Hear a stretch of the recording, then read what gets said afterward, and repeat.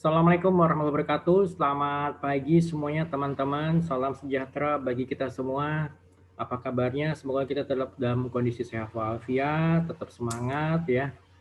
Ya walaupun kita masih tetap belajar dari rumah gitu ya, saya masih tetap WFH. Tapi ya semoga hal-hal tersebut tidak akan mengurangi semangat kita dalam menuntut ilmu gitu ya. Oke, kali ini kita kembali lagi untuk pertemuan ketiga. Kita akan membahas mengenai pengolahan informasi dan juga persepsi konsumen. Jadi kita akan ngebahas banyak beberapa hal-hal sebenarnya cukup menarik ya, bagaimana konsumen itu bisa mengambil keputusan, hal-hal yang mempengaruhi konsumen, dan bagaimana konsumen itu bisa mengolah informasi ya dia terutama di kepalanya gitu ya. Kemudian juga saya akan mencoba menambahkan beberapa hal-hal yang sifatnya mungkin kalau menurut saya sendiri itu ya cukup menarik gitu ya. Jadi tambahan-tambahan dari bagian, jadi sebenarnya kayak misalkan kalau kita ngelihat bungkus rokok, kira-kira apa sih yang terjadi di kepala kita gitu kan ya. Kemudian juga bagaimana ya mengenai kita bisa melihat atau menganalisa konsumen, terutama dengan metode-metode market research yang saat ini digunakan tuh kira-kira bagaimana gitu kan. Excuse me, sorry. Kemudian juga bagaimana kita bisa melihat beberapa brand-brand yang membawa emosi, sisi-sisi emosi, dan mungkin kalau kalian pernah melihat, sebentar nih saya coba share screen.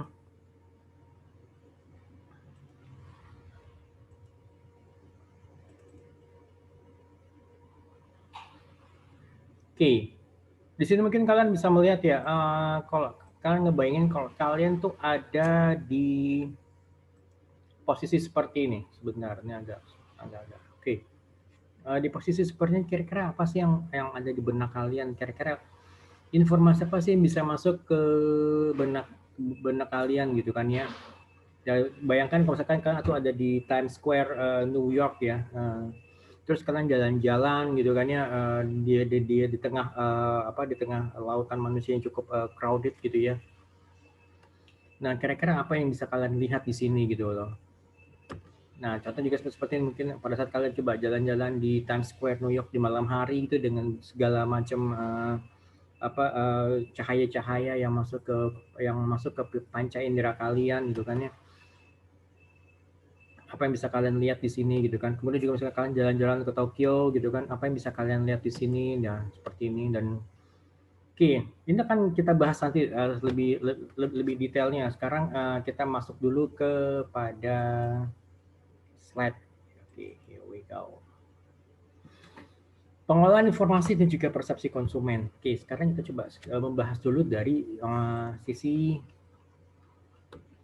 panca indera kita. Jadi apa yang kita dengar ya melalui telinga dan apa yang kita lihat oleh mata, berarti ini kan ada panca indera yang bermain di sini, juga apa yang dicium oleh hidung, berarti ini mengenai aroma atau bau-bauan, itu yang disebut dengan stimulus gitu loh. Jadi setiap hari kita tuh pasti menerima stimulus atau rangsangan yang masuk ke panca indera kita ya, baik itu lewat telinga, lewat mata, atau lewat hidung. Tapi tidak semua stimulus tersebut bisa kita perhatikan dan disimpan dalam ingatan kita. Ya, hal ini terjadi karena apa? Karena kita melakukan pengolahan informasi. Nah, kita lihat lagi. Stimulus itu apa sih bentuknya? Ya bisa berbentuk ya produk, bisa berbentuk brand, ya kan? Logo ataupun packaging, kemasan, iklan, maupun juga nama produsen gitu kan. Ya misalkan kalian lihat misalnya kalau ada brand tertentu gitu ya, tadi seperti saya katakan misalnya ya brand makanan, kemudian juga mengenai kemasannya gitu kan ya, kemudian juga iklannya, baik iklan di TV, iklan di radio, atau iklan di baliho gitu ya. Dan juga kalau kalian mendengar suatu brand nama tertentu tuh, itu pasti akan menjadi sebuah stimulus gitu loh. Jadi stimulus ini dirancang untuk bisa menarik perhatian konsumen, gitu ya, baik itu iklan berbagai produk yang ditayangkan, itu tadi di televisi atau di radio. Nah, ini pengolahan informasi ini pada diri konsumen ini terjadi ketika salah satu panca indera itu menerima input dalam bentuk stimulus. Jadi ya tadi seperti saya bilang itu kan ada yang dari lewat pendengaran, lewat mata dan juga hidung, itu ya semuanya itu kan diterima dan diolah oleh konsumen gitu loh.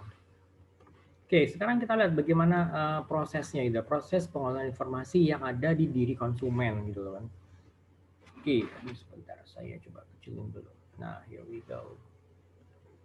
Jadi stimulus itu ada beberapa tahap-tahap. Stimulus diterima oleh konsumen, jadi baik itu dari berarti ada pemaparannya, kemudian menjadi perhatian, kemudian dipahami oleh konsumen, kemudian informasi stimulus diterima oleh konsumen dan juga retensinya itu bagaimana. Oke, sekarang kita lihat detailnya satu persatu. Exposure atau pemahaman. Jadi konsumen yang merasakan stimulus atau rangsangan tersebut itu datang ke salah satu panca inderanya disebut dengan sensasi. Sensasi ini adalah merupakan respon langsung dan cepat dari panca indera terhadap stimulus yang datang. Nah, panca indera ini berfungsi untuk melihat, mendengar, ya, mencium aroma atau membawahi, merasakan, dan juga mencicipi. Itu baik itu dari sisi konsumen gitu kan. Di sini ada indera yang ada panca indera yang bermain di sini. Misalnya untuk melihat berarti mata, mendengar itu berarti dari telinga, membaui itu berarti hidung, merasakan itu berarti meraba gitu kan, maksudnya meraba gitu kan. Kemudian mencicipi ini berarti dari lidah gitu kan, mencicipi ya, baik itu masakan makanan ataupun minuman gitu kan ya, pedas ataupun rasa pedas, rasa rasa pedas, rasa pahit, rasa manis, asin itu loh. Nah, sebagai contoh gini, konsumen yang tinggal di kota-kota besar tuh ya dapat tetap tidur walaupun suasana bising gitu ya. Sedangkan mungkin bagi mungkin mereka yang tinggal yang terbiasa tinggal di pedesaan itu akan sensitif apabila ada suara-suara bising gitu ya. Berarti yang bermain di sini itu adalah untuk panca indera apa? Berarti panca indera untuk pendengaran gitu kan. Oke. Masih membahas mengenai ini pemaparan. Jadi sensasi ini dipengaruhi oleh ambang absolut dan juga perbedaan ambang. Ini akan kita bahas nanti lebih detail. Jadi ambang absolut itu adalah jumlah minimum intensitas atau energi stimulus yang diperlukan oleh seseorang, baik itu dia konsumen atau mungkin dia customer, agar dia bisa merasakan sensasi gitu loh, supaya dia bisa merasakan ada sensasi. Jadi ada ambang minimumnya, ada jumlah minimum intensitasnya gitu loh. Kemudian perbedaan ambang atau ambang yang berbeda ini adalah batas terkecil yang dapat dirasakan oleh dua stimulus yang mirip gitu loh. Oke, ini akan kita bahas lagi lebih dalam di bagian belakang. Oke, yang kedua itu adalah mengenai perhatian atau attention. Jadi tidak semua stimulus yang dipaparkan dan diterima oleh konsumen itu akan memperoleh perhatian dan berlanjut dengan pengolahan stimulus tersebut. Jadi itu yang nggak semua stimulus yang masuk ke konsumen itu dapat diterima oleh konsumen gitu loh. Jadi konsumen itu memiliki keterbatasan sumber daya kognitif untuk mengolah semua informasi yang diterima. Jadi ya maksudnya menjadikan ya manusia memiliki keterbatasan gitu kan ya.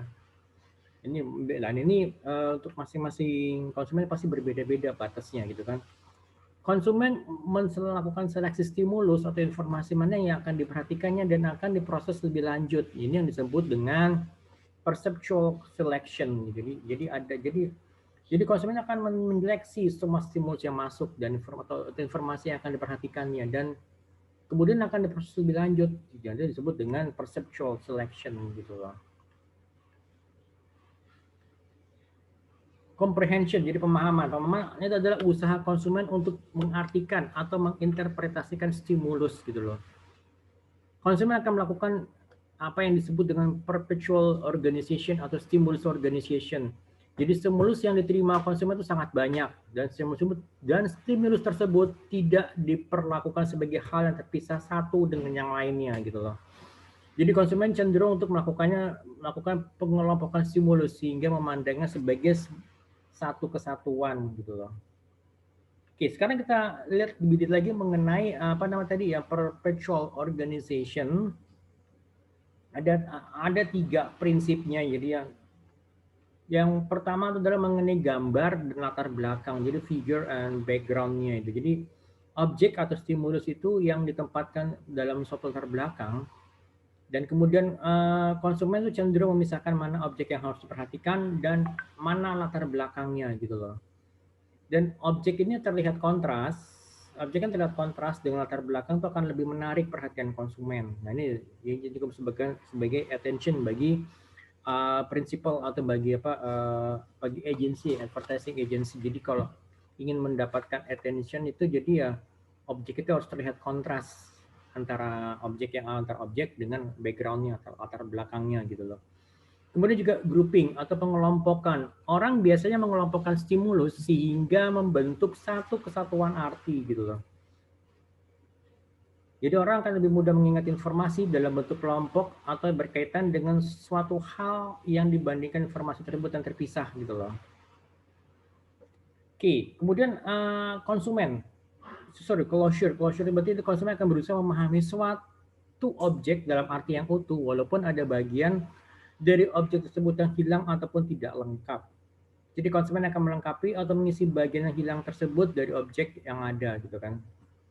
So next, oke, sekarang yang ketiga itu adalah mengenai penerimaan. Yang keempat, tahapan pemaparan, perhatian, dan pemahaman merupakan persepsi konsumen. Jadi pemaparan, perhatian, pemahaman itu kan. Jadi tadi pemaparan jadi exposure, kemudian perhatian itu attention, kemudian pemahaman itu comprehension, kemudian penerimaan atau acceptance. Nah, berarti ini seperti 3 tahap yang pertama tadi merupakan persepsi dari konsumen. Jadi setelah konsumen melihat rangsangan atau stimulus, memperhatikan dan memahami stimulus tersebut, maka sampailah pada suatu kesimpulan mengenai stimulus tersebut. Ini yang disebut sebagai persepsi konsumen pada objek tersebut itu atau pada citra gitu kan. Jadi makanya persepsi itu muncul pada saat penerimaan atau acceptance gitu loh. Jadi persepsi konsumen merupakan output dari penerimaan konsumen terhadap stimulus atau rangsangan.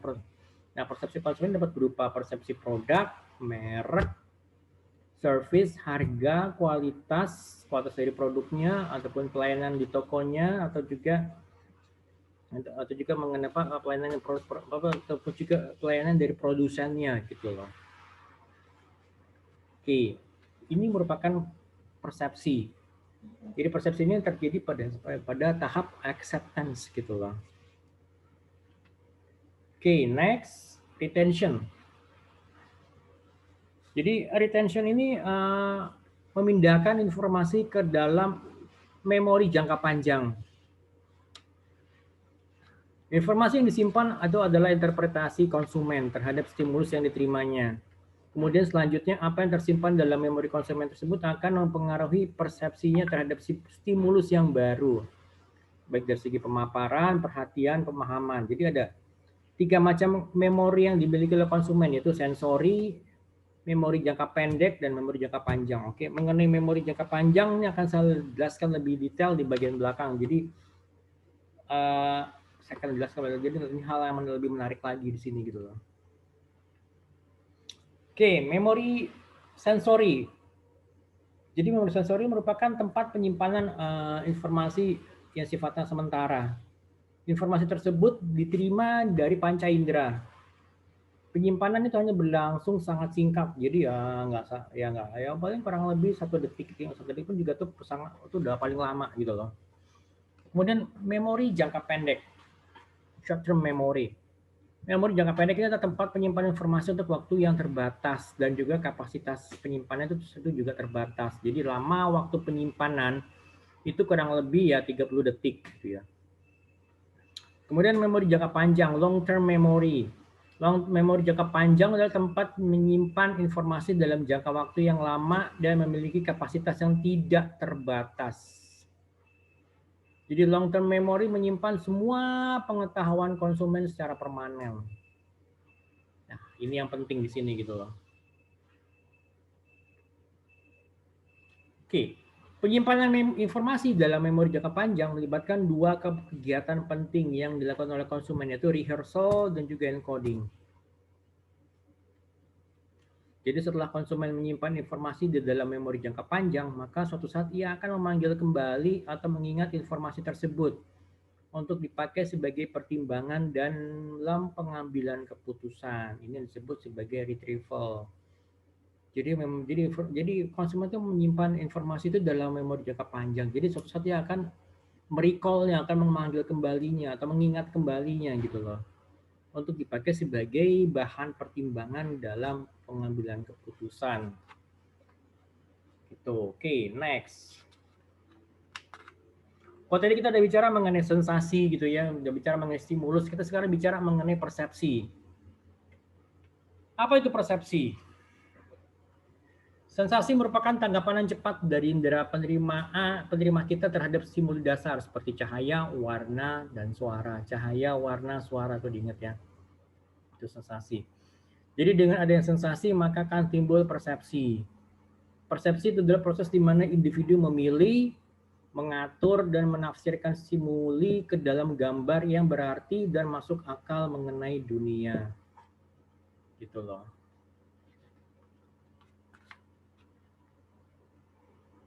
Persepsi merupakan makna yang kita pertalikan berdasarkan pengalaman masa lalu.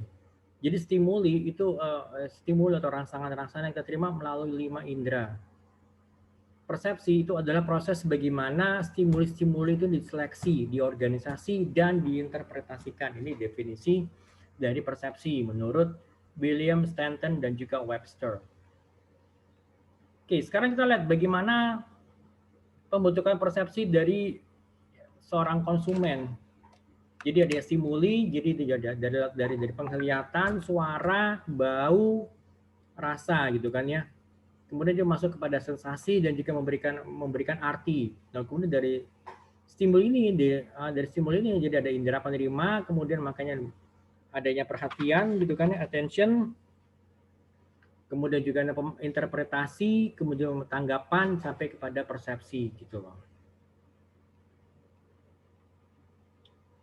Ada beberapa elemen-elemen yang membentuk adanya perception. Jadi mulai dari sensasi, stimulus, persepsi subliminal, dan juga ambang diferensial, dan juga ambang absolut. Oke, sekarang kita lihat masing-masing sensasi. Sensasi itu merupakan respon yang langsung dan cepat dari panca indera terhadap stimulus yang datang, baik itu berupa iklan, kemasan, ataupun juga brand, merek gitu ya. Seorang konsumen itu akan memiliki tingkat sensasi yang berbeda-beda. Konsumen yang tinggal di Jakarta akan terbiasa mendengarkan berbagai bunyi-bunyi kendaraan yang keras. Jadi tetap dia akan bisa tertidur lelap walaupun misalnya bunyi klakson itu ya cukup keras gitu ya. Dan bunyi tersebut tidak akan pernah bisa mengganggunya. Walaupun saya mungkin agak terbangun, tapi dia akan bisa melanjutkan kembali tidurnya gitu loh.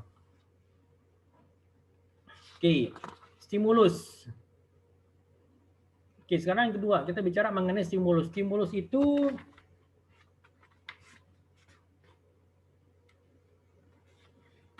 ini adalah merupakan respon yang langsung dan cepat.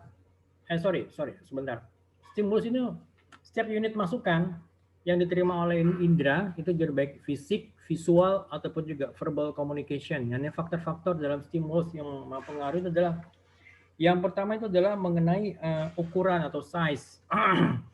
Jadi semakin besar ukuran stimulus, maka akan semakin menarik perhatian.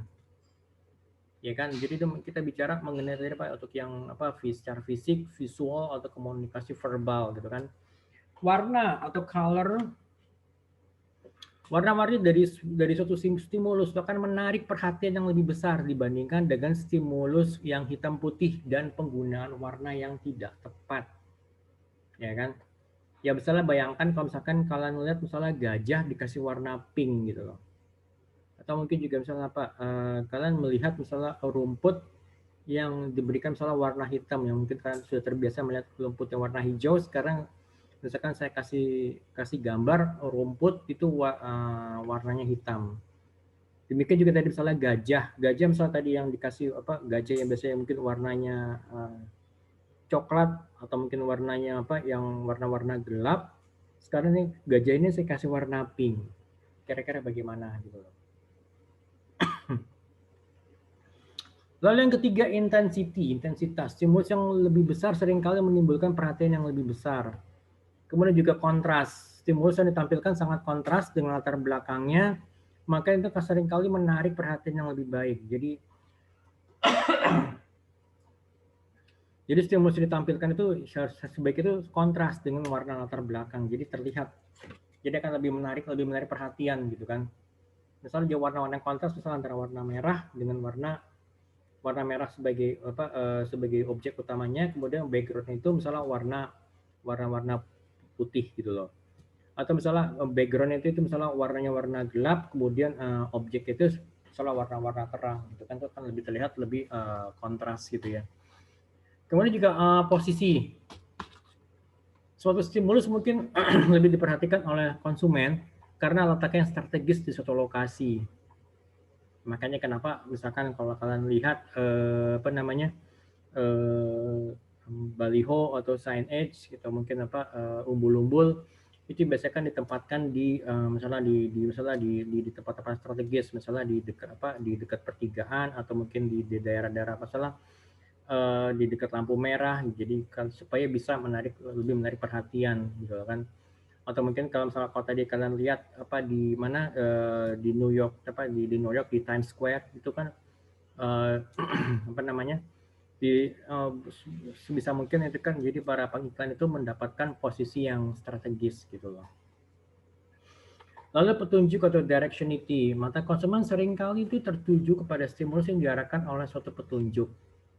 Misalnya penggunaan tanda panah untuk menunjukkan tempat, ya misalnya tadi Pak balik lagi tadi kepada Pak posisi. Jadi misalnya dibikinkan anak panah, jadi misalnya yang ada di apa di pojok-pojok misalnya yang ada tuh di pojok-pojok lampu merah atau di pemberhentian atau di pertigaan itu misalnya kan suka diberikan apa namanya tanda-tanda panah atau untuk menunjukkan arah gitu ya.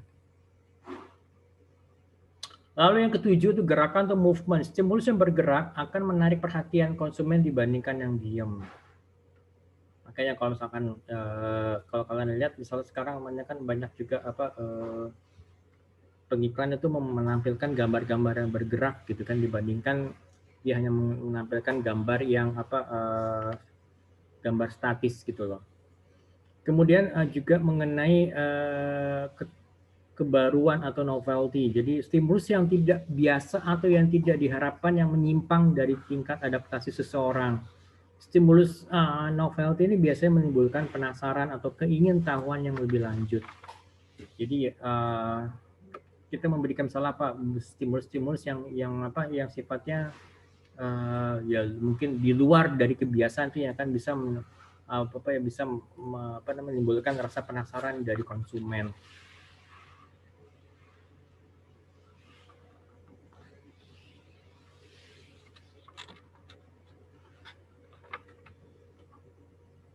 Oke, kemudian juga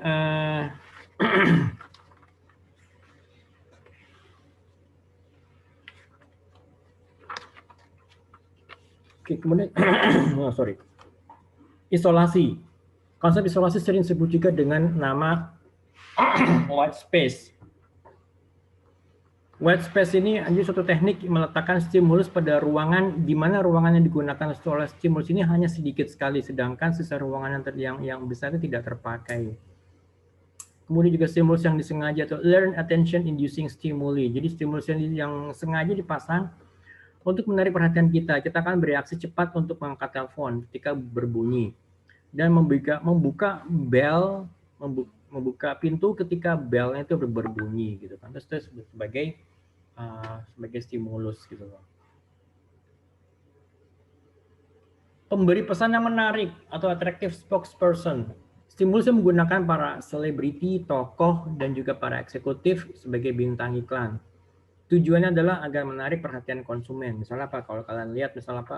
Kalau kalian pernah dengar iklan apa orang pintar minum tolak angin, di situ kan menggunakan misalnya endorsernya itu adalah misalnya siapa, Profesor Renald Kasali, kemudian juga misalnya tokoh-tokoh yang dia yang menurut apa konsumen itu cukup pintar. Kemudian juga kan ada lagi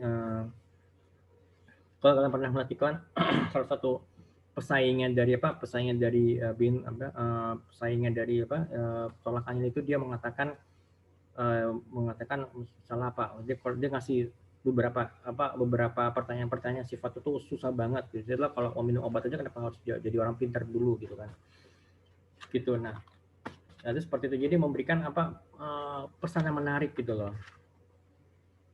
Kemudian juga perubahan gambar yang cepat scene changes. Jadi beberapa iklan TV itu menampilkan banyak gambar dalam waktu yang sangat singkat. Ini akan menimbulkan aktivitas otak yang secara tidak sengaja dan selanjutnya akan menarik perhatian konsumen. Selama iklan seperti ini ya susah diingat. Ya bayangkan kalau misalkan kalian berada di bekerja sebagai baik itu sebagai principal ataupun sebagai agensi, advertising agency, yang sedang menjadi tantangannya itu adalah informasi yang diterima oleh si konsumen semakin lama semakin banyak gitu kan.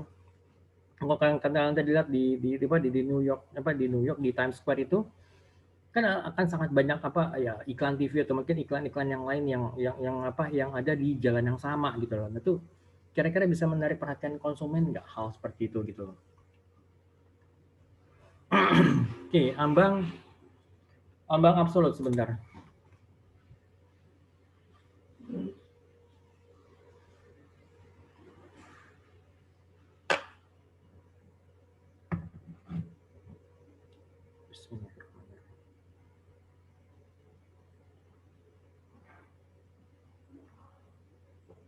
Alhamdulillah. Oke, ambang absolut atau absolute threshold. Seperti yang dijelaskan di awal, itu ambang absolut itu merupakan jumlah minimum intensitas atau energi stimulus yang diperlukan oleh seorang konsumen agar ia bisa merasakan sebuah sensasi. Jadi titik di mana seorang konsumen merasakan perbedaan antara ada dan tidak ada itu dari suatu stimulus, itu disebut dengan sebagai ambang absolut stimulus bagi konsumen tersebut. Jadi ada batas minimumnya intensitas atau energi stimulus yang diperlukan supaya orang itu merasakan ada sensasi gitu loh. Paling gampang kita lihat contoh misalnya iklan di billboard. Untuk ukuran tulisan itu 30 cm dari jarak 200 meter. Jadi ukurannya itu besar itu 30 cm. Dari jarak 200 meter. Dan konsumen lainnya dari jarak 100 meter. Ini angka 100 dan 100 sebagai ambang absolut bagi konsumen gitu loh. Oke. Bayangkan kalau misalkan ini, ya bayangkan kalau misalkan kalian lihat di daerah tertentu, misalnya di pertigaan atau mungkin di jalan-jalan besar, jalan utama. Ya ini kan jumlahnya ini kan ada banyak, gak hanya sekedar satu atau dua, tapi kan mungkin ada belasan atau bahkan puluhan gitu loh. Ambang differential threshold. Jadi ambang diferensial itu merupakan batas perbedaan terkecil yang dapat dirasakan oleh dua stimulus yang hampir mirip gitu. Oke, nah ini kalian bisa baca lagi. Nah kita lihat di sini. Konsep ambang yang berbeda ini dikenal juga dengan nama Just Noticeable Difference Threshold atau GND yang definisikan sebagai the minimum amount of difference in the intensity of a stimulus that can be detected 50% of the time. Jadi hukum Weber ini menyatakan bahwa semakin besar stimulus pertama, semakin besar intensitas tambahan yang dibutuhkan supaya stimulus yang kedua dapat dirasakan perbedaannya. Jadi marketer itu jadi harus bisa menetapkan JND yang relevan untuk produk mereka. Supaya apa? Supaya berbagai perubahan negatif tidak dapat dilihat dengan mudah oleh publik. Supaya perbaikan produk sangat jelas bagi konsumen tanpa adanya pemborosan yang tidak berguna. Soal contoh masalah sebagai simbol berarti crackers, perusahaan makanan general itu makanan oleh General Mills ya. Kemudian juga ada IBM dan juga Lay's gitu loh. Ini kan ada perubahan-perubahan yang sini kan simbol logo IBM, kemudian juga Lay's gitu ya.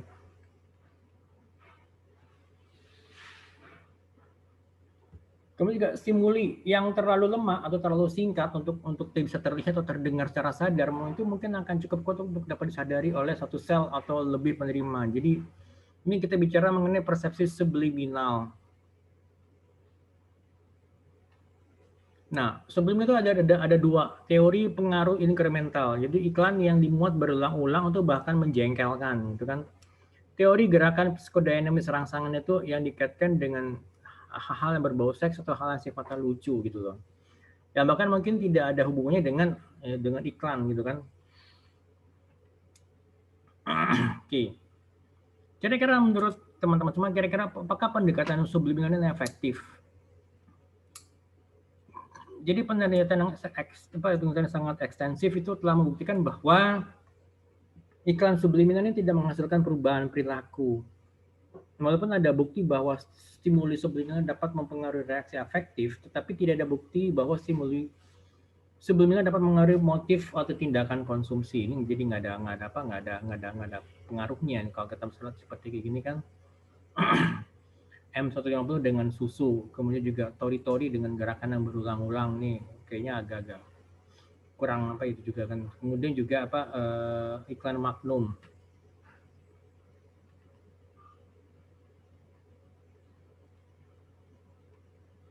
Oke, sekarang kita bicara sorry.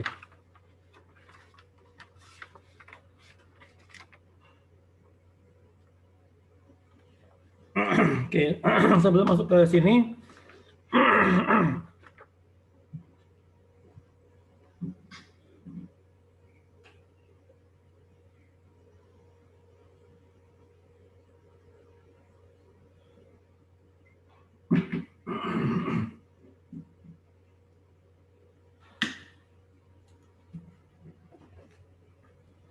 Oke, sebelum saya menjelaskan lebih detail mengenai konsep seleksi persepsi, ada beberapa poin yang mau saya coba jelaskan lebih detail itu pada sesuai dari janji saya mau coba menjelaskan kalian itu mengenai beberapa poin yang ingin saya tambahkan itu ya.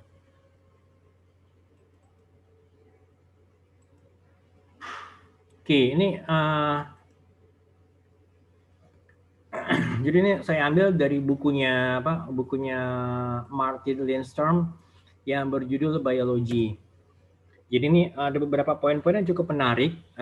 Ini terkait dengan terkait dengan tadi stimulus, terkait juga dengan sensasi, juga terkait mengenai pengolahan informasi yang ada di diri konsumen gitu ya.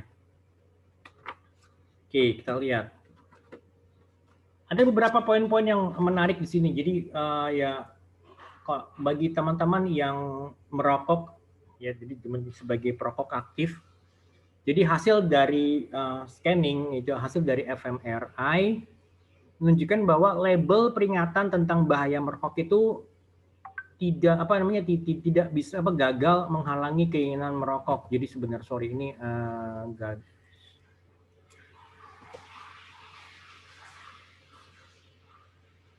gagal menghalangi keinginan merokok. Tetapi karena mengaktifkan sel nukleus accumbens, peringatan ini justru merangsang orang atau mendorong orang untuk merokok gitu loh. Jadi sebagai contoh gini, sebagian perokok menjawab iya pada saat ditanya apakah label peringatan bahaya merokok itu berfungsi mengurangi keinginan merokok mereka. Ya mungkin karena mereka itu berpikir ya itu adalah jawaban yang benar ya, pasti ya tujuannya kan untuk mengurangi rokok ya, pasti akan mereka menjawab ya, mereka pasti mempengaruhi mereka untuk mengurangi keinginan merokok gitu kan. Atau mungkin menjawab pertanyaannya, memberikan jawaban apa yang ingin didengar oleh peneliti, atau mungkin juga karena mereka merasa bersalah tentang apa yang mereka ketahui tentang merokok yang dapat merusak kesehatan mereka. Jadi di sini ya mereka memberikan jawaban mereka memberikan jawaban yang menurut mereka ya ini pasti jawabannya ya, jawaban iya ini yang jawaban yang ingin didengar oleh si researcher oleh orang lain gitu kan, oleh peneliti. Kemudian juga mereka juga mungkin merasa punya rasa bersalah terhadap keinginan mereka untuk merokok ya. Jadi memang mereka tahu bahwa merokok ini bisa merusak kesehatan mereka, tetapi justru iklan ini gagal untuk bisa menghalangi keinginan para perokok itu untuk berhenti merokok gitu, tapi justru malah merangsang orang untuk merokok lebih banyak gitu loh. Oke, kita lihat pemindaian fMRI atau Functional Magnetic Resonance Imaging adalah sebuah teknik yang aman untuk merekam dan mengukur aktivitas otak yang berhubungan dengan persepsi, kognisi, dan tingkah laku. Nah, oke, kita lanjut lagi.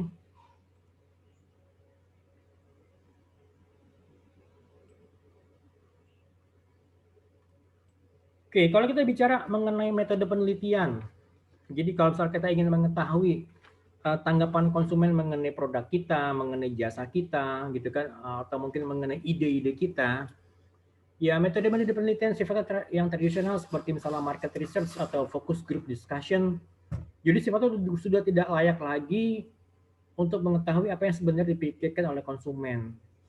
Jadi semua itu disebabkan karena pikiran manusia, pikiran kita yang sifatnya tidak rasional, yang dibanjiri oleh ketidakjelasan budaya yang mengakar pada tradisi, pola asuh, dan juga masih banyak faktor-faktor yang bawah sadar lainnya.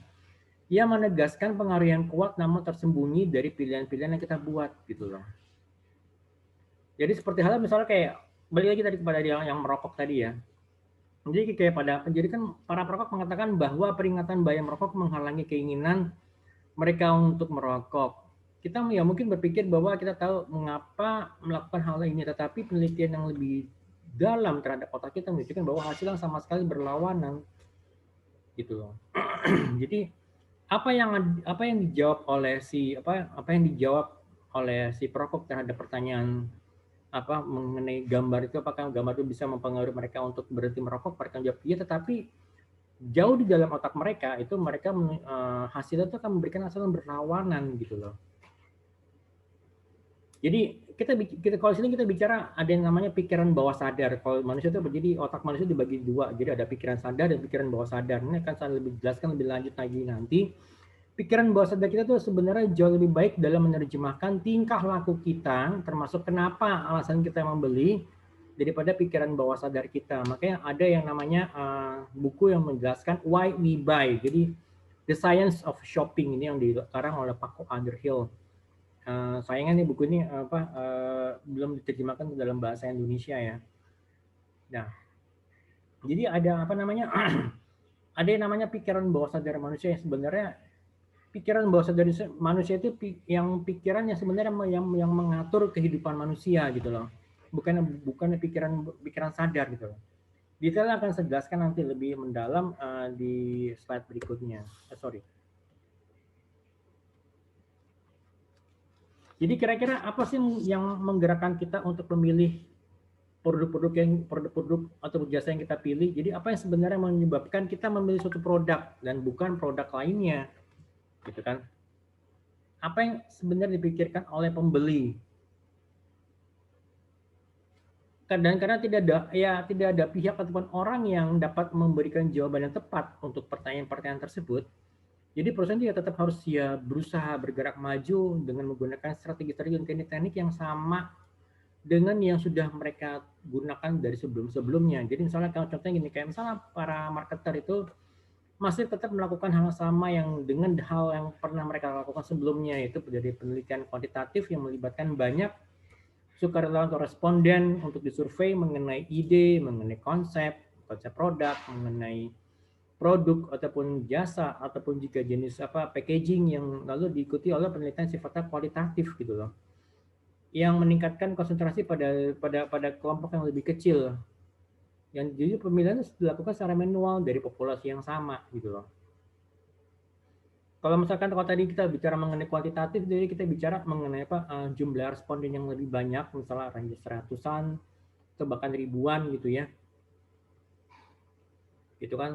Ya sesuai dengan populasi dari suatu kota atau suatu negara. Nah, kemudian kalau untuk yang kualitatif itu jumlah responden lebih kecil. Misalnya cuma puluhan gitu, tetapi pertanyaan yang diajukan tuh lebih mendalam gitu loh.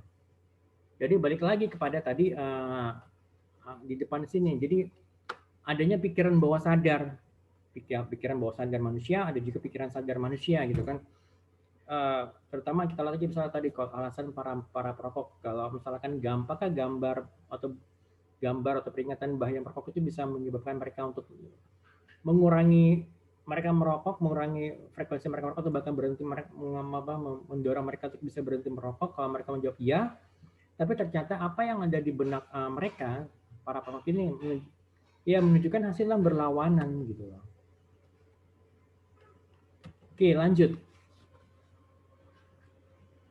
Jadi perusahaan itu ya unfortunately ya tidak dapat memahami konsumennya gitu. Perusahaan juga tidak dapat menemukan dan mengembangkan merek yang cocok dengan kebutuhan kita. Mereka juga nggak yakin dengan cara berkomunikasi yang dengan tepat pada konsumen, sehingga produk mereka itu tertanam dalam hati dan pikiran kita. Jadi si Martin Lindstrom ini dalam bukunya ini dia tuh menjelaskan bahwa sebenarnya perusahaan itu melakukan hal yang telah dilakukan oleh Christopher Columbus di tahun 1492 pada saat dia mengarungi samudera gitu, mengelilingi bumi ya. Jadi dia menggenggam sebuah peta buatan tangan yang sudah rusak sambil mengemudikan kapalnya yang bergerak maju menyusuri laut menuju ke tempat yang mungkin itu jadi sebuah daratan ya, benua, atau mungkin juga bisa jadi lautan gitu loh. Jadi dia yang mengarungi perusahaan ini dia ya seperti itu, jadi kayak perusahaan itu dia berjalan mengarungi samudera, dia nggak tahu apakah di depannya itu dia berupa daratan atau lautan gitu loh. Oke, sekarang kita coba bicara mengenai sisi emosional saja. Jadi seluruh hubungan positif yang dimiliki oleh para subjek dengan Coca-Cola, yang kita sambil contoh misalnya brand Coca-Cola, ya baik itu sejarah, logo, warna, desain, dan aroma, memori masa kecil mengenai ya segala sesuatu yang berbau kok gitu ya, aroma kok ya, minuman rasa kok ya, iklan TV dan juga media cetak ya yang sudah bertahun-tahun.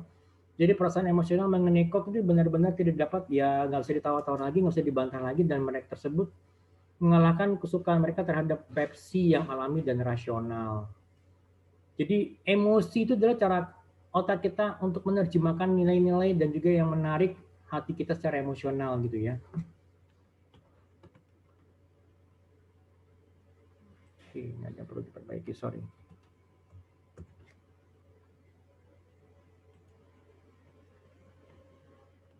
Oke, next. Commercial break dulu ya, teman-teman ya. Biar nggak jenuh. Jadi intermezzo aja, jadi kapanpun kalau misalkan kita merasa ingin menyerah, jadi ingat aja bahwa Coca-Cola itu hanya bisa menjual 25 botol di tahun pertamanya. Tapi apa yang dilakukan oleh Coca-Cola, dia berusaha untuk persisten, jadi untuk bertahan, ya kan? Bertahan dan terus bertahan hingga menjadi sebuah brand minuman yang paling terkemuka sampai saat ini gitu ya. Oke, kita lanjut. Oke, seperti yang sudah saya jelaskan sebelumnya, ini pemandangan di New York, di Times Square. Times Square itu daerah bisnis yang ada di New York, pusat ya kayak downtown ya, atau pusat kota di New York. Apa sih yang menarik dari gambar ini kira-kira? Ya kan? Apa sih kira-kira menarik dari gambar ini? New York Times, New York atau Times Square di New York. Ini kan kalian mungkin di sore hari, kalian dari sisi yang sama nih kan, dari gedung ini. Kalau kalian lihat di gedung di sini kan sebenarnya sama dengan gedung di sini, nah ini kira-kira apa sih menarik dari apa yang bisa kalian lihat di sini gitu loh?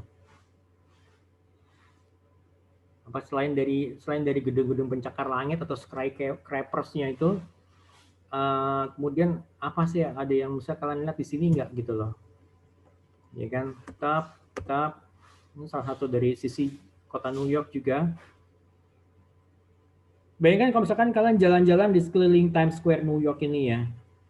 Coba kita berandai-andai menjadi ya turis dengan ya kalian menegakkan leher kalian, Ya, mata tertuju ke atas menyaksikan papan reklame yang besar-besar itu yang di atas kepala kita yang kayaknya sih menutupi setiap sudut langit yang ada di atasnya. Mungkin kita mau ngeliat ke utara, ke selatan, barat, timur, ya isinya semua ya gedung-gedung tinggi dengan apa papan-papan reklame yang gede gitu kan. Kemudian juga berita-berita yang ditulis dengan neon merah, iklan bisnis bergerak yang membungkus keliling gedung, papan reklame yang berukuran ya tinggi 6 meter, mungkin juga bergambar laki-laki dengan balutan misalnya celana renang, dan juga masalah wanita dengan ya misalnya sorry itu saya balutan apa lingerie warna pink, kemudian juga ada botol parfum dan mungkin juga minuman keras tequila yang ukuran raksasa dan juga jam tangan yang bertabur berlian ya baik itu untuk ya, pria maupun juga wanita. Belum lagi misalnya logo-logo yang mungkin terlihat kabur karena banyaknya banyaknya terlalu banyak logo di situ gitu loh. Contohnya misalnya ya logonya apa Virgin Records, logonya Starbucks, logonya Skechers, mungkin logonya apa Yahoo waktu saat masih ada, atau mungkin logonya Google gitu kan. Ya semua ini ya ini semua ini ya ternyata juga nggak hanya di New York seperti ini, tapi juga ada di misalnya apa di Tokyo, ya kan pemandangannya juga ya sama sebenarnya kan, jadi ya ada ukuran apa reklame yang ukurannya besar-besar mungkin tingginya 6 meter gitu kan, bahkan tinggi lebih dari 6 meter, bahkan menutupi gedung gitu kan. Oh ya seperti ini juga kan, jadi kan ada banyak gitu loh papan-papan reklame gitu. Nah seperti ini. Tapi gini loh, kalau misalnya menurut teman-teman ya, kalau kalau misalkan sini di buku dituliskan kalau misalkan di Stephenus mengatakan bahwa iklan visual yang di depan mata kita itu merupakan usaha yang sia-sia bagi pengiklan. Kira-kira menurut kalian bagaimana? Ternyata ya para prinsipal jadi para pengiklan di sini dia mereka melakukan usaha yang sia-sia di sini gitu loh. Ya kan ya usahanya mereka ya sia-sia, maksudnya dalam artian mereka tidak bisa mendapatkan hasil yang sesuai dengan keinginan mereka atau target mereka gitu loh. Karena apa? Kenapa? Kita lihat sini. Faktanya itu adalah jadi indera penglihatan itu bukanlah indera yang paling kuat dalam meraih minat untuk membeli. Jadi saat ini kita tuh sudah sangat-sangat kelebihan stimulus secara visual dibandingkan dahulu. Dan juga dari berbagai penelitian menunjukkan bahwa semakin terstimulasi, maka semakin sulit bagi kita untuk bisa mendapatkan perhatian gitu loh. Jadi juga ada suatu hal yang tidak terbantahkan bahwa penglihatan itu merupakan, memang penglihatan adalah faktor yang penting yang menentukan keputusan kita untuk membeli. Namun seperti yang akan ditunjukkan oleh kita bahwa dalam banyak kasus penglihatan itu tidaklah sekuat yang pernah kita duga sebelumnya, dan ternyata indera penciuman dan indera pendengaran kita secara mendasar jauh lebih potensial dan tidak seperti yang pernah kita bayangkan sebelumnya. Jadi dalam kategori yang memiliki cakupan yang luas, jadi bukan saja kita bahas mengenai makanan, indera pendengaran dan penciuman itu bahkan tidak lebih kuat dibandingkan dengan penglihatan. Jadi gambaran visual itu akan jauh lebih efektif dan mudah diingat apabila digabungkan dengan indera yang lainnya seperti indera pendengaran dan indera penciuman. Jadi untuk lebih melibatkan kita secara emosi, jadi berbagai perusahaan itu sudah menemukan sesuatu yang menurut mereka tuh lebih baik daripada hanya sekedar membanjiri kita dengan logo, tapi juga mengikut sertakan aroma ke hidung kita dan juga musik ke telinga kita. Ini yang disebut dengan sensory branding. Jadi dari semua indera kita, penciuman adalah merupakan yang paling utama, indera yang paling utama dan paling mendasar. Jadi dari indera penciuman, para leluhur kita tuh mengembangkan cita rasa makanan, mencari pasangan hidup dan juga mendeteksi datangnya musuh gitu ya. Dari semua indera kita, biasanya kita berpikir terlebih dahulu sebelum merespon. Namun untuk indera penciuman, otak kita layak dulu yang merespons, baru diri kita yang merespon gitu loh. Gampangnya gini, sekarang kalau kita lihat kalau misalkan kalian pernah datang ke restoran, ya restoran lah, restoran ya. Bayangkan misalkan kalau membayangkan kalau datang ke restoran gitu loh. Tujuannya sih misalnya buat memesan makanan-makanan sehat, misalnya memesan salad gitu ya. Tapi akhirnya kok malah jadi belinya cheeseburger dengan daging sapi. Cheeseburger dengan daging sapi plus kantong besar kentang goreng. Ya semuanya terjadi karena apa? Karena ya ada bau khasnya kan. Misalkan kalian masuk ke restoran yang brand X gitu kan. Kemudian di situ kalian dipengaruhi oleh aroma gitu kan ya. Jadi ada aroma segar, aroma gorengan yang gurih, itu kan masuk ke dalam pori-pori tubuh kalian kan gitu loh. Dan ini jadi sangat-sangat menggoda gitu kan. Jadi tapi satu hal yang menarik itu adalah aroma yang dihirup itu bukan berasal dari panggangan daging yang ada di restoran, tapi dari kaleng semprotan dengan kode-kode tertentu yang ya sebenarnya kode itu artinya adalah aroma daging sapi untuk cheeseburger yang dialirkan melalui ventilasi udara restoran tersebut gitu loh. Jadi kalau kita berbicara mengenai makanan, kalau kalian pernah datang ke supermarket yang modern, jadi tuh mereka tuh kan memiliki stand roti yang ditempatkan di dekat pintu masuk toko ya. Nah, ini aroma roti yang baru saja matang ini tidak hanya menandakan kesegaran dan membangkitkan perasaan nyaman bagaikan di rumah, tapi juga manajer tokonya ini tahu bahwa pada saat aroma roti atau donat itu menyerang hidung kita, menyerang hidungnya si konsumen, ya kita jadi merasa lapar. Jadi si konsumen jadi merasa lapar. Jadi konsumen malah melupakan daftar belanjaannya mereka yang sudah mereka susun di rumah, dan juga akan ya membeli makanan yang tidak direncanakan sebelumnya untuk dibeli gitu loh. Jadi ya selain dari membeli barang-barang yang sudah ada di list belanjaan mereka, ya mereka juga akan membeli ya roti ataupun donat yang aromanya mereka bisa cium gitu loh. Oke, kita bicara mengenai iklan. Misalnya iklan TV gitu ya. Ini yang perlu diperhatikan. Jadi pada saat usia responden misalnya mencapai usia 66 tahun, jadi sebagian besar dari kita tuh sudah melihat iklan itu sebanyak 2 juta iklan. Jadi kalau misalnya dirangkum, sama aja kan kita menonton iklan selama 8 jam sehari, 7 hari seminggu, selama 6 tahun terus-menerus.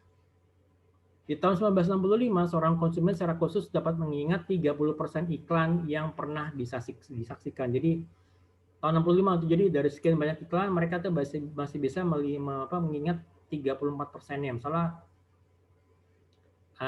dia melihat ada 1000 iklan, itu kan 34% berarti kan ada 340 iklan yang bisa diingat sama dia. Dia bisa mengingat brandnya gitu kan, terutama brandnya misalnya, atau mungkin bahkan mereka juga bisa mengingat alur cerita iklannya gitu loh. Nah, di tahun 1990 ini terjadi penurunan yang sangat drastis. Jumlahnya itu turun hanya menjadi 8%. Jadi misalnya dari 1000 iklan, 8% berarti sekitar berapa? Mungkin sekitar 80 iklan yang bisa diingat gitu loh. Nah, di tahun 2007 ini lebih parah lagi hasilnya. Jadi sebuah survei telepon terhadap 1000 responden oleh AC Nielsen menunjukkan bahwa orang tuh rata-rata hanya bisa menyebutkan 2 iklan yang pernah mereka saksikan. Itu parah gitu kan. Jadi hanya antara 2 sampai 3, tapi kebanyakan orang tuh hanya bisa menyebutkan 2 iklan yang mereka bisa ingat dalam jangka waktu tertentu gitu loh. Oke. Saya mau coba jelaskan tadi ini ya, konteks susu dan janji saya. Jadi saya mau coba jelaskan mengenai otak manusia. Sebentar. Ini saya ambil dari bukunya Kitab Hipnoterapi jilid 1 yang dikarang oleh Abu Ziyad ya. Ya bukunya seperti ini ya. Ini bukunya. Ini sudah tampilkan di sini. Oke. Jadi pikiran manusia itu dilihat dari fungsi kerja itu ada 3 bagian, pikiran sadar, pikiran bawah sadar, dan juga critical factor. Saya mungkin akan lebih fokus kepada pikiran sadar dan pikiran bawah sadarnya. Jadi para ahli itu memperkirakan bahwa pikiran sadar manusia itu hanya mengendalikan 12% saja dari tindakan pikiran kita. Artinya apa? Bahwa seluruh aktivitas kita itu setiap hari sampai saat ini, sampai detik ini, ternyata lebih banyak itu dikerjakan secara tidak sadar. Beberapa fungsi pikiran sadar kita, misalnya apa? Kita melakukan analisa, berpikir logis, membandingkan, mengingat dalam jangka pendek itu merupakan bagian dari pikiran sadar kita. Tadi kan ingat kan ada memori jangka pendek, memori jangka panjang. Nah, memori jangka pendek ini ternyata masuk kepada pikiran sadar manusia gitu loh. Jadi apabila pikiran sadar kita hanya bisa mengontrol 12% dari tindakan kita, berarti sebagian besar tindakan kita dikendalikan oleh apa atau siapa gitu loh. Jadi sebagian besar aktivitas hidup kita itu dikendalikan oleh pikiran bawah sadar. So, kita lihat apa sih pikiran bawah sadar itu? Pikiran bawah sadar itu adalah program hidup manusia. Dengan kata lain, seluruh aktivitas dan respon hidup yang dijalankan oleh manusia itu sudah didasari oleh perintah-perintah baku yang sudah terinstal dalam pikiran dalam pikiran bawah sadar manusia. Oke, saya ulang ya. Jadi pikiran bawah sadar itu adalah merupakan program hidup manusia. Jadi dengan kata lain, seluruh aktivitas dan respons hidup yang dijalankan oleh manusia itu sudah didasari oleh perintah-perintah baku yang sudah terinstal dalam pikiran bawah sadar manusia. Oke, sekarang kita lihat. Ada beberapa program-program yang terdapat pada pikiran bawah sadar manusia, yaitu yang pertama itu adalah insting mengejar kenikmatan. Yang kedua, insting melindungi diri sendiri pada saat dari rasa sakit. Yang ketiga, emosi. Yang keempat, kebiasaan hidup. Yang kelima, kepribadian, personality. Yang keenam, intuisi. 7, kreativitas. 8, bioritmik hidup. Yang kesembilan, belief system. Dan juga memori jangka panjang.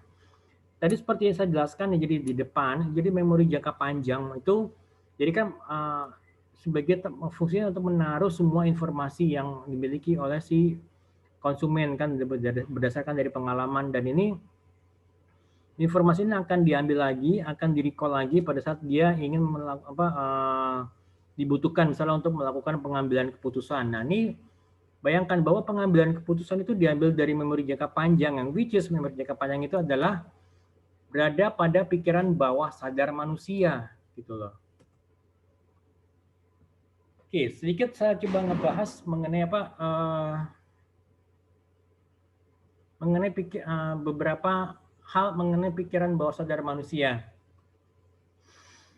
Jadi yang pertama, kemampuan pikiran bawah sadar itu terpisah dari pikiran sadar. Pikiran bawah sadar dapat mendengar atau melihat hal-hal yang tidak tertangkap oleh pikiran sadar. Pikiran bawah sadar bisa memikirkan hal yang berbeda dari pikiran sadar. Lalu yang kedua, pikiran bawah sadar itu adalah gudang penyimpanan informasi, ya kan? Informasi yang disimpan itu meliputi aspek emosi, fisik, intelijensia, psikologis, dan lain yang dulu bisa saja dipelajari secara sadar melalui upaya pembelajaran. Namun, seolah-olah informasi itu hilang karena telah berada di luar pengamatan pikiran sadar.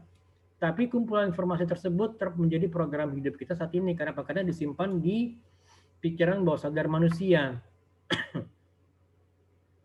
Pikiran bawah sadar itu adalah merupakan potensi yang belum digunakan.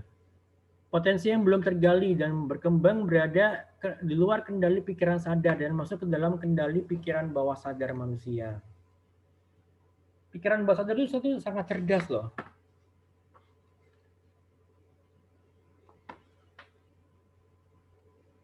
Jadi pikiran bawah sadar itu jauh lebih cerdas, bijaksana, dan lebih cepat daripada pikiran sadar.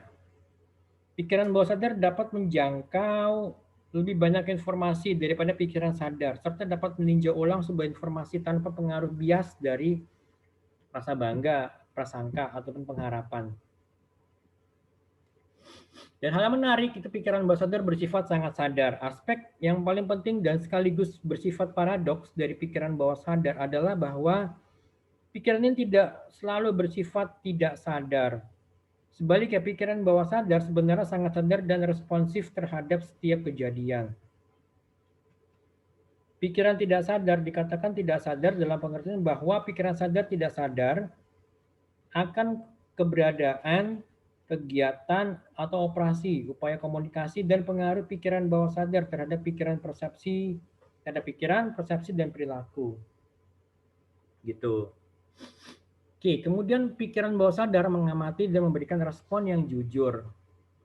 Jadi kemampuan persepsi, pemahaman, dan respon pikiran bawah sadar sama dengan yang ditunjukkan oleh seorang anak kecil yang masih polos. Belum memiliki prasangka, bias, pengharapan, dan juga aturan yang kaku seperti orang dewasa. Yang ketujuh, jadi pikiran bawah sadar menyerupai pikiran seorang anak kecil. Anak-anak lebih banyak menggunakan pikiran bawah sadar mereka dibandingkan orang dewasa.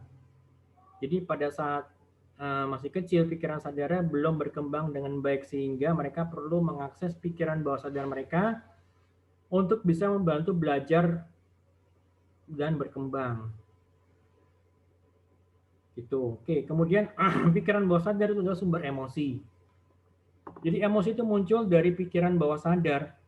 Emosi adalah bentuk ekspresi yang mencerminkan perasaan atau reaksi pikiran bawah sadar terhadap suatu situasi yang berhubungan dengan kehidupan seseorang. Nah, jadi kalau emosi itu pasti berhubungan dengan pikiran bawah sadar manusia gitu loh. Oke, kemudian juga pikiran bawah sadar itu bersifat universal. Pikiran bawah sadar sebenarnya merupakan gambaran atau fakta bahwa semua orang pada awalnya saat dilahirkan hanyalah manusia biasa yang sama-sama membawa kemampuan mental dan fisik yang dapat dikembangkan, serta membawa kemampuan belajar alamiah. Gitu. Oke, itu intermezzo dari saya. Jadi ada banyak poin-poin yang cukup menarik. Jadi yang sebenarnya yang perlu menjadi perhatian kita dalam mempelajari perilaku konsumen gitu loh. Jadi mengapa kita membeli produk, mengapa kita membeli suatu produk tertentu, kenapa sih kita membeli barang-barang yang tadinya kita nggak rencanakan, tetapi kok setelah kita keluar dari supermarket malah kita bawa belanjaannya itu kok lebih banyak dibandingkan list belanjaan yang sudah kita susun sebelumnya gitu loh. Itu merupakan hal yang wajar, merupakan hal yang sifatnya manusiawi gitu loh. Karena kita manusia itu sebagai makhluk emosi, makhluk yang lebih banyak dipengaruhi oleh pikiran bawah sadar kita dibandingkan pikiran sadar gitu kan. Oke. Oke. Sekarang kita sedikit balik lagi kepada konsep seleksi persepsi. Jadi konsumen itu ada 4 bagian. Pembukaan diri yang selektif, perhatian yang selektif, pertahanan terhadap perception, halangan persepsi, gitu kan. Oke, kemudian juga pengaruh persepsi yang membelokkan, distorsi. Jadi ya ada mulai dari penampilan fisik, stereotypes, kesan pertama, pengambilan keputusan secara cepat, halo effect gitu loh. Oke, ini kalian bisa baca sendiri semuanya. Itu saja dari saya untuk pertemuan ketiga ini. Oke, kemudian untuk tugas, jadi ini kan saya kan tadi sudah menjelaskan bahwa ada ada 5 jenis indera ya kan, ada yang disebut dengan panca indera, jadi penglihatan, pendengaran, penciuman, rasa dan peraba, dan which is indera penciuman merupakan indera yang paling dominan. Itu kan kalau menurut versi yang saya dapat dari bukunya Martin Lindstrom yang dengan judul Biologi seperti ini. Nah, saya minta teman-teman untuk mencari referensi yang berbeda dari apa yang sudah dijelaskan oleh saya tadi sebelumnya gitu loh. Kira-kira indera apa yang menjadi indera yang dominan gitu loh. Itu saja tugas saya. Nanti detailnya kalian bisa lihat nanti di bisa kalian lihat itu detailnya itu di di e-learning untuk tugasnya gitu ya. Ada beberapa tugas-tugas yang sudah saya terima, tapi memang saya belum cek secara lebih mendetail lagi. Tapi jadi sebenarnya sih saya berharap ya ini tugas-tugas ini bisa membantu nilai-nilai kalian nanti untuk untuk membantu untuk kayak IPK kalian gitu loh. Oke. Itu aja dari saya. Kalau ada yang mau ditanyakan silahkan. Kalian bisa mengajukan itu di grup atau mungkin juga di japri ke saya. Oke, sekian dari saya. Terima kasih banyak semuanya. Tetap semangat ya, tetap menjaga, tetap 3M ya, menjaga jarak, kemudian mencuci tangan, dan juga menggunakan masker ya. Oke, untuk teman-teman semuanya, terima kasih banyak. Oh ya, bagi teman-teman nanti yang akan menjalankan ibadah puasa, karena kan kita insya Allah akan melaksanakan ibadah puasa memasuki bulan Ramadan itu hari Selasa besok ya. Saya mengucapkan selamat menunaikan ibadah puasa. Saya juga memohon dibukakan pintu maaf sebesar-besarnya kalau ada hal-hal dari saya yang mungkin yang kurang berkenan di hati teman-teman kalian semuanya, atau mungkin ada perbuatan saya mungkin yang kurang berkenan gitu ya. Oke, sampai ketemu lagi minggu depan untuk di ketemu lagi nanti hari Rabu. Hari Rabu untuk pembahasan meeting 4. Dan saya coba carikan beberapa referensi-referensi yang tambahan yang cukup menarik untuk yang bisa memperkaya kalian dalam hal mengetahui perilaku konsumen. Oke, sekali lagi terima kasih banyak untuk teman-teman semuanya. Assalamualaikum warahmatullahi wabarakatuh.